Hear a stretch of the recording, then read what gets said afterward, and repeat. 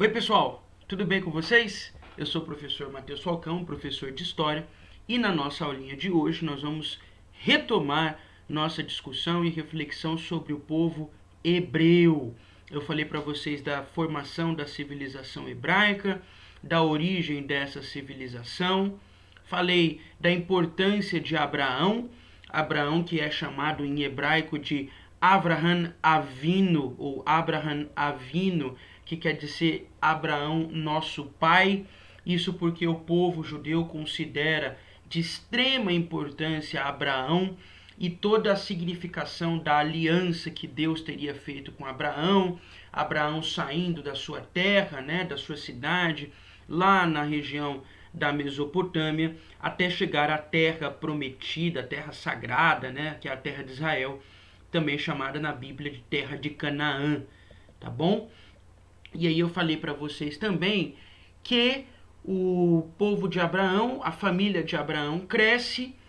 Deus, após fazer uma aliança com Abraão, de Abraão vem Isaque, de Isaque vem Jacó, e de Jacó os 12 filhos, que geraram depois as 12 tribos de Israel.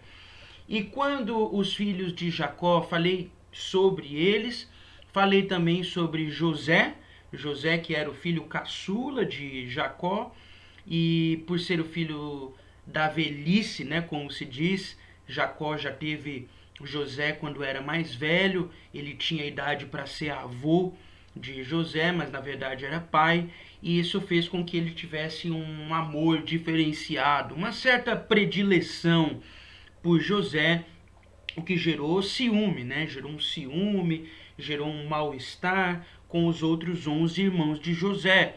E conta a Bíblia, né, da questão de José, de como que José, por ter o amor do pai, e José, ele tinha algumas histórias que deixavam seus irmãos enfurecidos, né? Alguns sonhos que ele contava, como certa vez ele disse que sonhou que o seu feixe, para quem não sabe, é qualquer coisa amarrada, no caso um feixe de palha.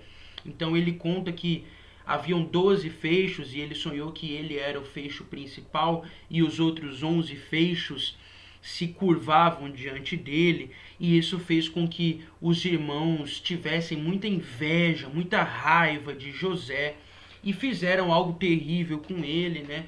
Ao passo que ele foi vendido como escravo. Naquela época, como a gente sabe, a escravidão, muitas vezes os escravos eram vendidos, né? Eles eram comercializados.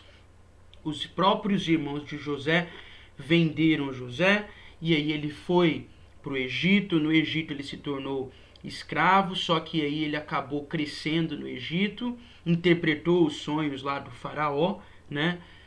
Descobriu que o Egito passaria por 7 anos de fome através dessa interpretação do sonho do faraó, e por isso o faraó, e aí eu falei até para vocês que esse faraó provavelmente era um faraó Ixo, que é um período em que o Egito foi dominado por um outro povo, né? E aí José acabou se tornando governador do Egito, né, de acordo com a narrativa bíblica. E aí, nesse sentido, a terra onde viviam os irmãos de José, onde vivia o pai de José, que era a terra de Canaã, a terra que Deus teria prometido, que teria levado Abraão, né? Essa terra passava por uma grande fome. E aí os irmãos de José foram procurar comida lá no Egito, já que o Egito estava preparado, tinha bastante alimento. E aí José acabou se revelando para os irmãos, eles fizeram as pazes, e aí toda a família de José foi para o Egito, mora no Egito e se estabeleceu no Egito. Anos se passaram, séculos se passaram, e aquele povo, que era o povo hebreu, que estava resumido à família de José, cresceu grandemente e cresceu no Egito. E aí, quando o tempo passou e o povo cresce no Egito, aquele faraó que gostava de José não era mais faraó, não tinha mais nenhum faraó que tivesse a mesma opinião dele. O povo de José não existia mais, porque se passaram séculos, e os descendentes de José, que era o povo hebreu que estava no Egito, passaram a ser escravizados.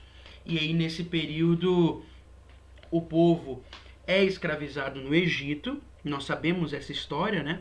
O povo é escravizado no Egito, o povo de Israel, né? O povo hebreu é escravizado lá no Egito, porque provavelmente, como eu falei, aquele faraó que gostava de José era um faraó Ixo.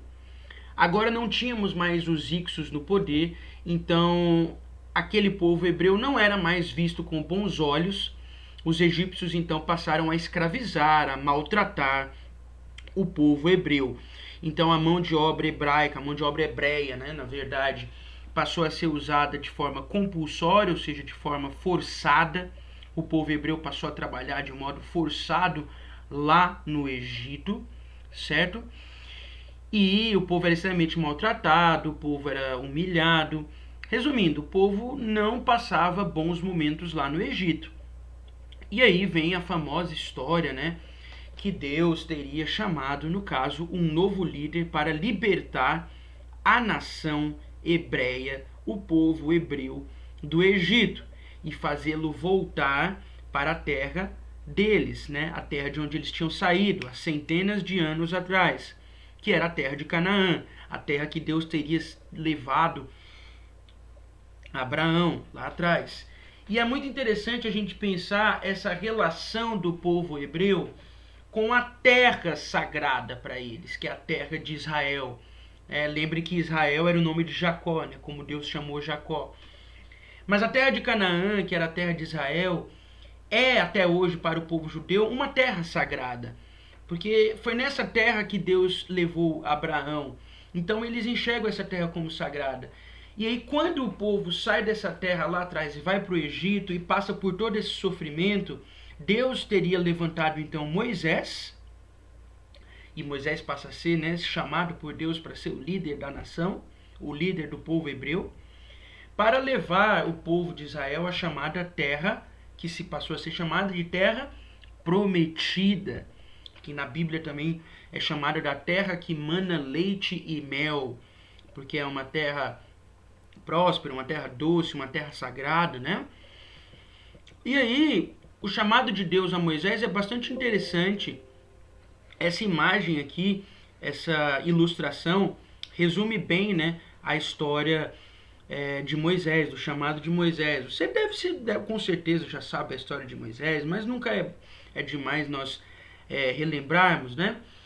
O Moisés, então, ele, de acordo com a história bíblica, ele era hebreu.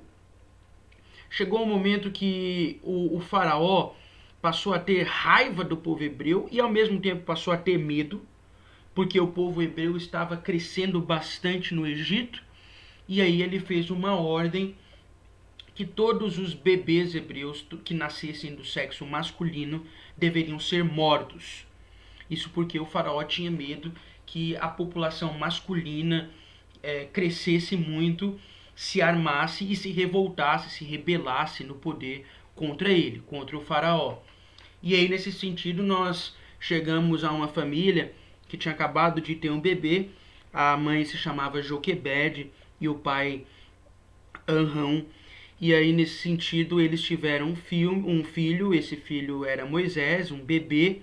Só que a mãe não quis deixar que o exército do faraó sacrificasse o seu filho recém-nascido. E ela toma a ideia, ela toma a decisão de fazer com que Moisés fosse lançado num cesto no rio Nilo. Lembra do rio Nilo, né? O rio lá no Egito.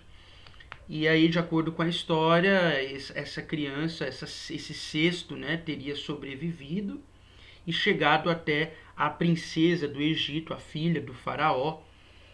E ela, então, quando vê a criança, o chama de Moisés, aquele que foi tirado das águas.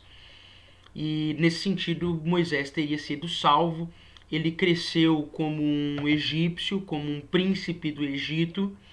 Mas quando ele cresce e descobre que na verdade é um hebreu e vê o sofrimento do povo hebreu, ele não consegue suportar o sofrimento do seu próprio povo.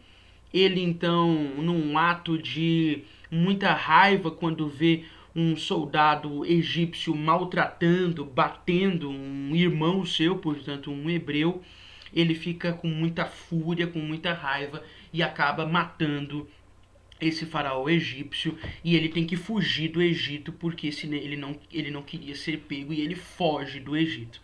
E aí ele vai para o deserto, né? No deserto ele constitui uma família, ele se casa, se torna um pastor de ovelhas, um homem do campo, do rebanho, até que Deus, no caso, teria chamado Moisés, né, para voltar para o Egito e tirar o povo hebreu do Egito, conduzindo o povo até a terra de Canaã, a terra prometida.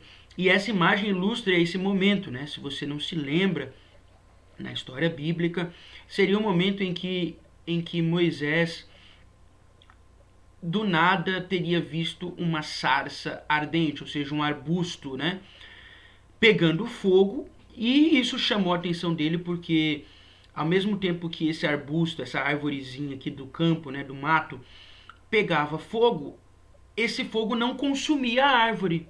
A árvore continuava verdinha, o arbusto continuava verde e o fogo lá. E não queimava a árvore.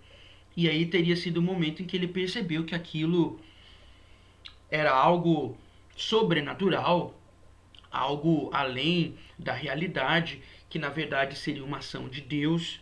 E Deus então fala com ele, pede para que a cena clássica, né, para ele tirar as sandálias, porque era um lugar santo.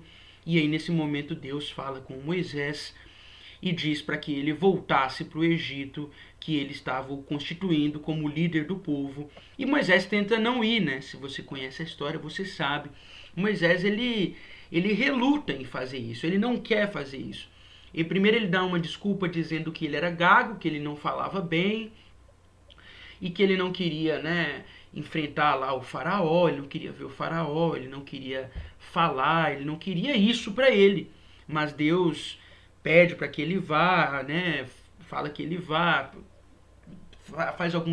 faz ele fazer alguns milagres, né, como transformar um cajado numa cobra, como colocar a mão sob a capa e ela sair leprosa, em lepra, doente, e depois normal de novo, né, sã de novo. Então, Deus acaba levando Moisés para lá, ele vai para lá, para o Egito, ganha a atenção do povo, consegue uma audiência com o faraó, só que é óbvio que o faraó não iria libertar, e aí começam as famosas 10 pragas do Egito, né, que são as rãs, as moscas, os piolhos, a morte dos primogênitos, vários acontecimentos sobrenaturais que Deus estaria enviando para castigar o Egito até o momento em que o faraó libertasse de fato o povo hebreu.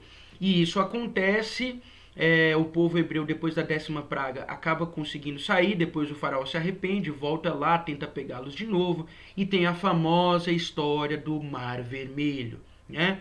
Que é o momento em que o povo atravessa o Mar Vermelho rumo à tão esperada, à tão sonhada terra prometida, certo? A terra que mana leite e mel, a terra do povo hebreu. Então eu destaco novamente essa ligação que o povo hebreu apresenta com a terra sagrada para eles, que é a terra de Israel, tá certo? E aí o povo, quando atravessa o Mar Vermelho, começa uma rota perambulando pelo deserto. Esse período do povo é um período de 40 anos em que o povo perambula pelo deserto até finalmente chegar aqui na terra sagrada para eles, que é a terra de Canaã. E aí nesse período de 40 anos muita coisa acontece. Este vai ser o tema do nosso próximo encontro, tá bom? No nosso próximo encontro, então, a gente vai ver como que foi essa passagem, né, do povo hebreu pelo deserto.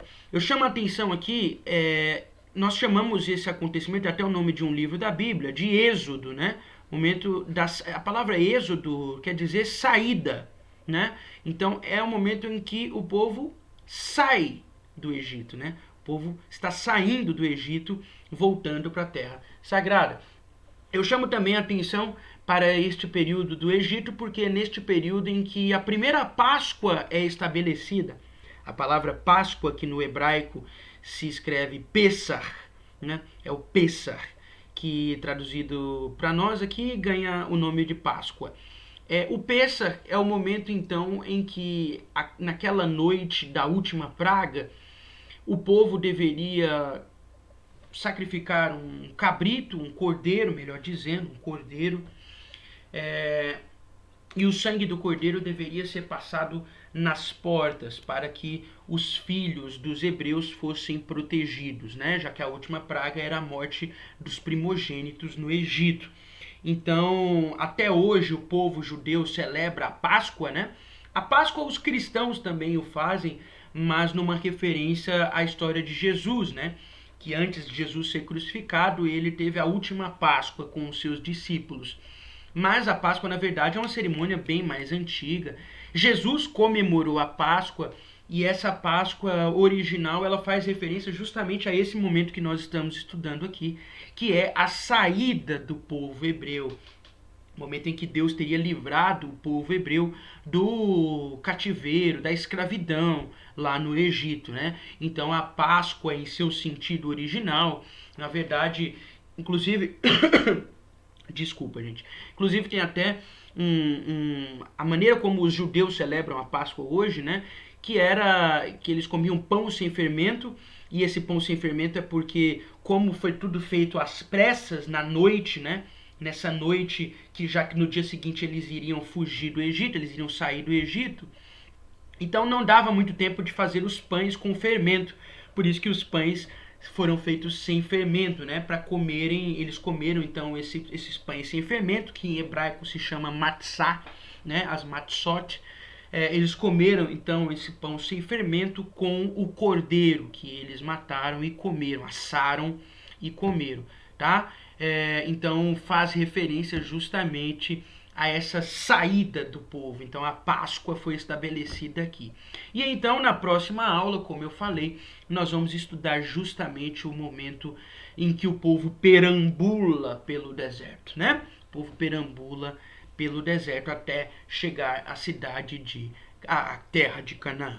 Tá bom? Eu espero que vocês tenham gostado do vídeo. Um abraço para vocês, nos vemos nos próximos encontros. Até mais.